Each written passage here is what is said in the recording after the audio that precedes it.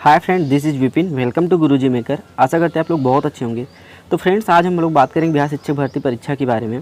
तो जैसा कि आप लोग देख रहे होंगे, यहाँ पे हम लोग 3 चीज़ों पे चर्चा करेंगे। एग्जाम सेंटर डिटेल्स के बारे में, बीएड बीटीसी कैंडिडेट के बारे में कि वो एग्ज़ाम दे या ना दे या कैसे क्या होगा उसके बारे में देखेंगे, और पर सीट कितना कंपटीशन है ये बहुत जानना ज़रूरी है, क्योंकि इस समय कंपटीशन कितना बचा हुआ है बीएड बीटीसी के फैसले के बाद। इसको देख के हो सकता है, हमें नहीं लगता जो इसका एग्ज़ाम नहीं देने का मन है वो भी एग्ज़ाम देने जाएगा। ठीक, तो इन 3 चीज़ों पे चर्चा करते हैं। हम सबसे पहले बात करते हैं एग्ज़ाम सेंटर डिटेल की। तो आप ऑफिशियल वेबसाइट पे एग्ज़ाम सेंटर की डिटेल्स पूरी आ चुकी है, आप देख सकते हैं। और अपनी एग्ज़ाम सेंटर और जो आपका स्टेशन जो बाहर वाले हैं अपना स्टेशन, इन सब चीज़ों का डिस्टेंस देख के उसके पहले से यात्रा का पूरा प्लान करें, क्योंकि हो सकता है आप एक दिन पहले जाने का प्लान करें और डिस्टेंस बहुत ज़्यादा और पहुँच ही ना पाए एग्ज़ाम में। तो इन सब चीज़ों को देखते हुए अपना एग्ज़ाम डिटेल्स पूरा चेक करिए, उसके हिसाब से अपना यात्रा का पूरा प्लान कीजिए। तो एग्ज़ाम सेंटर डिटेल के बारे में हो गया। अब हम थोड़ा सा और इसके बारे में डिस्कस करें, बीएड वाले जाएं या नहीं जाएं। देखो, अभी तक अगर हम बात करें तो ऑलमोस्ट बीएड बाहर हो चुका है, लेकिन कहीं भी ऑफिशियली ये चीज़ को नहीं कहीं पे डिस्कस किया गया है।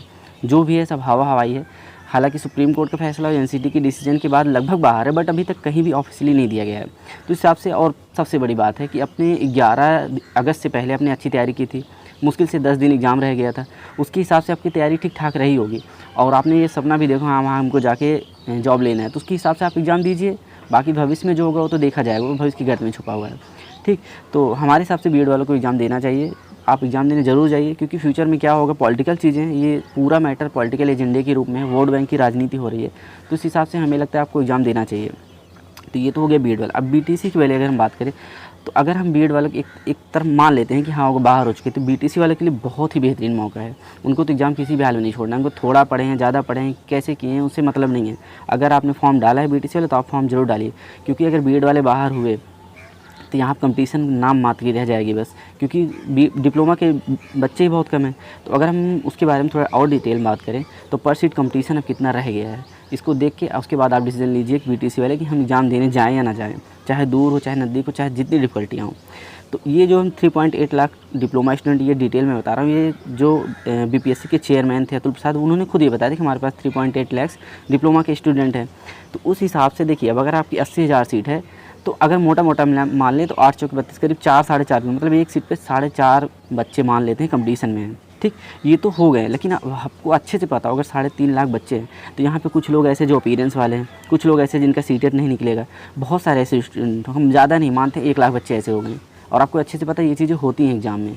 ऐसे बहुत लड़के जो अपीयरेंस डाल दिए हैं, जिनको अभी तक बीपीएससी फुल फॉर्म में वो भी फॉर्म डाले हैं, ऐसा कुछ नहीं है। ठीक, तो अगर हम 1 लाख बच्चे यहाँ से निकाल लेते हैं, तो 2,80,000 बचे। और आपको ये भी अच्छे से पता हो, किसी भी कंपटीशन में लगभग 50% स्टूडेंट होते हैं जिनसे कोई मतलब एग्जाम से नहीं रहता, बस उन्होंने फॉर्म डाला रहता है।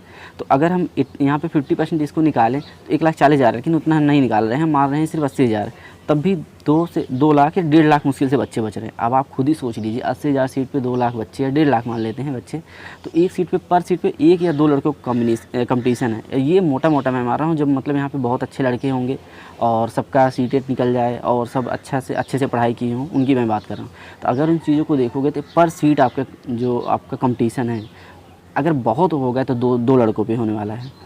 ठीक, और उसमें भी अगर जैसे आप बिहार से हैं, तो आपके लिए तो बहुत गोल्डन अपॉर्चुनिटी है, क्योंकि हो सकता है कि अदर कैंडिडेट, जो जनरल कैंडिडेट जो अदर स्टेट वाले यहाँ पे आ गए हैं तो यहाँ पे हो सकता है कि वो जनरल का जो कट ऑफ है थोड़ा बढ़ा दें, लेकिन ओबीसी का cut off, SC ST cut off इनका बहुत कम जाने वाला है। यहाँ पे अगर हम सीट फाइट की बात करें तो महज मुश्किल अगर रह जाएगी तो एक सीट पे 1 से 1.5 लोग रह जाएंगे, 2 लोग भी नहीं रहेंगे।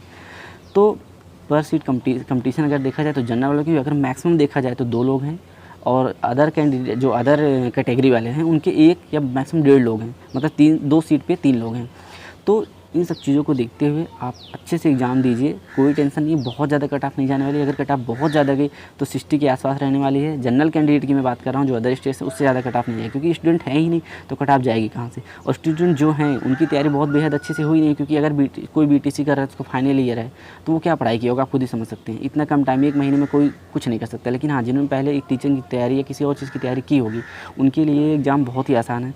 तो आप समझ सकते हैं कंपटीशन बहुत कम है। जनरल पे मैक्सिमम 2 सीट, 1 सीट पे 2 लोग, और अदर पे 1 या 1.5 लोग हैं।